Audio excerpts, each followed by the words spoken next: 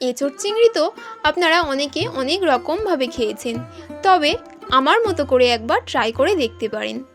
আশা করছি আপনাদের খুব ভালো লাগবে। আজকে আমি খুব কম সময়েই এই রেসিপিটি আপনাদের সঙ্গে শেয়ার করার চেষ্টা করেছি। তো দেখে নিন আজকের এই এঁচোড় চিংড়ির রেসিপিটি। তার জন্য আমি এখানে 800 গ্রাম এঁচোড় নিয়ে নিয়েছি। এঁচোড়টাকে ঠিক এইভাবে ডুমো ডুমো করে কেটে নিতে হবে। আর নিয়েছি দুটো মিডিয়াম সাইজের আলু। আলুটাকেও আমি একটু বড় সাইজের ডুমো ডুমো করে কেটে নিয়েছি। এবারে প্রেসার কুকারের মধ্যে আলু আর এঁচোড়টাকে একসঙ্গে দিয়ে দেব। আলু আর এঁচোড়টাকে এভাবে সিদ্ধ করলে কিন্তু খুব ভালোভাবে সিদ্ধ হয়ে যাবে। দিয়ে দিচ্ছি অল্প পরিমাণ নুন, আর দিলাম হাফ চামচ হলুদ গুঁড়ো। এবারে পরিমাণ মতো জল দিয়ে দিচ্ছি। প্রেসার কুকারের ঢাকনাটা বন্ধ করে দিলাম। একটা সিটি দিয়েই আমি নামিয়ে নেব। দেখুন একটা সিটি দিয়ে নিলাম। এবারে আমি আপনাদেরকে খুলে দেখাচ্ছি।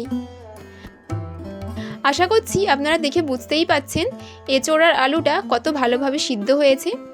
এবারে এগুলোকে জল থেকে তুলে নিচ্ছি। তার জন্য আমি এখানে ছাঁকনি নিয়ে নিয়েছি। ছাঁকনির মধ্যে এইভাবে তুলে নিলাম।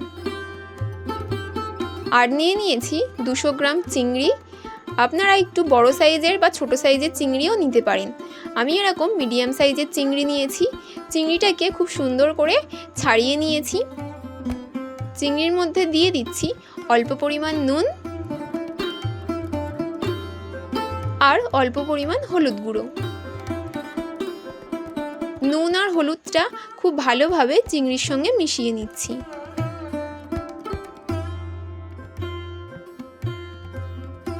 এবারে কড়াইটা বসিয়ে দিলাম।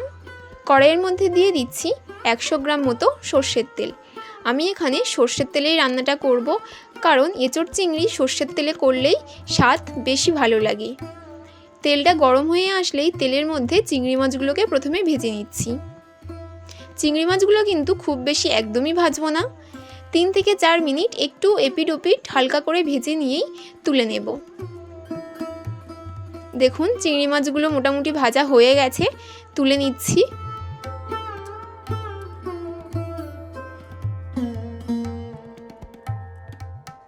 এবারে তেলের মধ্যেই দিয়ে দেব একটা তেজপাতা, একটা শুকনো লঙ্কা আর কিছুটা গোটা গরম মশলা।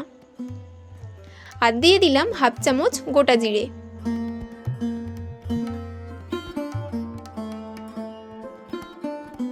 আর আমি এখানে নিয়েছি দুটো মিডিয়াম সাইজের পেঁয়াজ। পেঁয়াজটাকে খুবই কুচি কুচি করে কেটে নিয়েছি। পেঁয়াজটাকে এবারে তেলের মধ্যে দিয়ে ভেজে নেব।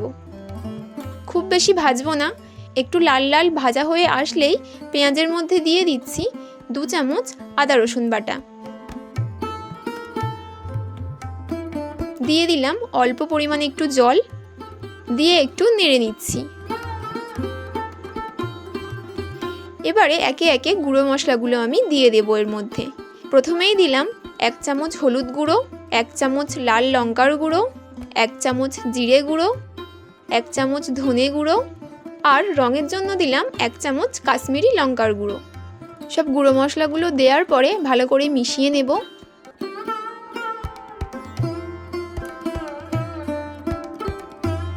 আর আমি এখানে নিয়ে নিয়েছি দুটো মিডিয়াম সাইজের টমেটো পেস্ট। পেস্টটাকে আমি এই মশলার মধ্যে দিয়ে দেব। আর দিয়ে দেব 3 থেকে 4টে কাঁচা লঙ্কা। আমি এখানে গুঁড়ো লঙ্কা আর কাঁচা লঙ্কা দুটোই ব্যবহার করলাম। আপনারা কিন্তু ঝালটা আপনাদের পছন্দ অনুযায়ী দেবেন। দিয়ে দিলাম অল্প পরিমাণে একটু জল। জলটা দিয়ে মশলাটাকে একটু ভালো করে কষে নিচ্ছি। দেখুন মশলাটা কষে নেওয়ার পরে কত সুন্দর তেল ছেড়ে দিয়েছে। এবারে সিদ্ধ করে রাখা আলু আর এঁচোড়গুলোকে মশলার মধ্যে দিয়ে দিলাম। যেহেতু আমি আলু আর এঁচোড়টাকে প্রেসার কুকারের মধ্যে সিদ্ধ করে নিয়েছি, তাই আলাদা করে ভাজলাম না। আলু আর এঁচোড়টাকে খুব ভালো করে মশলার সঙ্গে আবারও কষিয়ে নিচ্ছি। দেখুন খুব ভালোভাবে কষানো হয়ে গেছে। এবারে পরিমাণ মতো দিয়ে দেব জল। যেহেতু আলু আর এঁচড়গুলো সিদ্ধ করা, তাই খুব বেশি জল দেব না, পরিমাণ অনুযায়ী দিলাম। এই অবস্থায় আমি দিয়ে দেব পরিমাণ মতো নুন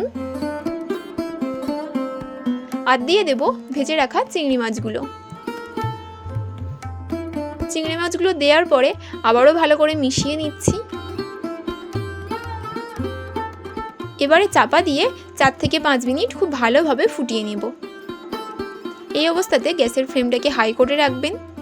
4 থেকে 5 মিনিট পর ফিরে এলাম। দেখুন জলটা অনেকটাই শুকিয়ে এসছে। এবারে এর মধ্যে দিয়ে দেব হাফ চামচ চিনি। চিনি দিলে ঝালের পরিমাণটা ব্যালেন্স হয়ে যাবে, খেতে খুবই ভালো লাগবে। চিনি দেওয়ার পরে আবারও একটু মিশিয়ে নিচ্ছি। সবশেষে দিয়ে দিচ্ছি হাফ চামচ গুঁড়ো গরম মশলা। এখানে আমি একটা কথা আপনাদের সঙ্গে শেয়ার করছি, এই গুঁড়ো গরম মশলাটা আমি বাড়িতে নিজে হাতে বানিয়েছি। আপনারা যদি এই রেসিপিটি দেখতে চান তাহলে আমাকে অবশ্যই কমেন্ট করে জানাবেন। আর আজকের রেসিপিটি কেমন লাগলো সেটাও আমাকে কমেন্ট করে জানাতে একদমই ভুলবেন না। তো দেখুন এবারে আমি রেসিপিটি আপনাদেরকে সার্ভ করে দেখাচ্ছি। দেখুন রেসিপিটা দেখতে কতটা সুন্দর হয়েছে, খেতেও ভীষণ ভালো হবে। আপনারা বাড়িতে অবশ্যই ট্রাই করবেন, আমাকে জানাবেন এই রেসিপিটি আপনাদের কেমন লাগলো। আবার দেখা হবে আপনাদের সঙ্গে নতুন একটি রেসিপি নিয়ে। আমি স্যারির পুচকু ম্যাডাম, আপনারা দেখছিলেন পুচকু ম্যাডামের রান্নাঘর। আপনারা ভালো থাকুন, সুস্থ থাকুন।